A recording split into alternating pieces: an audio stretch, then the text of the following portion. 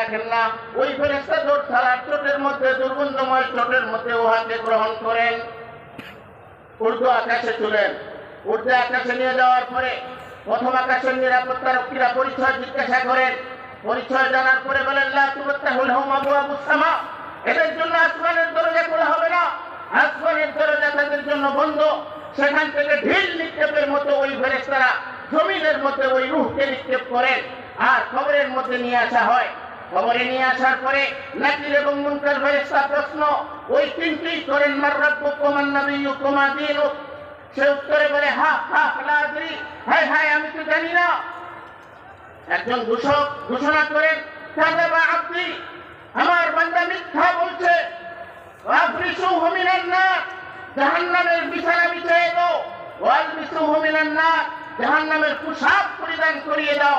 ওয়াফতাহু লাহু বাবান ইলান নার, আর জাহান্নামের সঙ্গে সংযোগ করে দাও। অতঃপর জাহান্নামের লুহাওয়া, জাহান্নামের কষ্ট এই কবরের মধ্যে পৌঁছতে থাকে। এই কবরটা জাহান্নামের একটা টুকরায় পরিণত হয়ে যায়।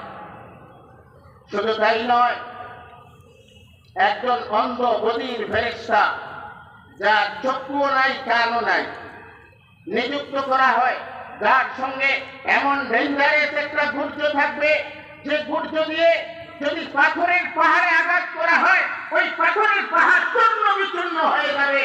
এই গুর্জ দিয়া ওই ব্যক্তিকে আঘাত করবে আর তার শরীর ছিন্ন বিচ্ছিন্ন হয়ে যাবে। সে চিৎকার করবে, আর ওই চিৎকার পূর্ব পশ্চিমের সমস্ত লোক শুনতে পায়, জিন এবং মানব জাতি ছাড়া। জিন এবং মানব জাতিদেরকে এই চিৎকার শোনানো হয় না। আল্লাহ নবী বলেন, যদি তোমরা এই চিৎকার শুনতে তাহলে দাফন কার্য ছেড়ে দিতে। যদি দাফন কার্য ছেড়ে দেওয়ার ভয় না হতো, তাহলে আমি আল্লাহর কাছে দোয়া করতাম যে তোমাদেরকে এই খবরের আঘাত শুনিয়ে দেওয়ার জন্য।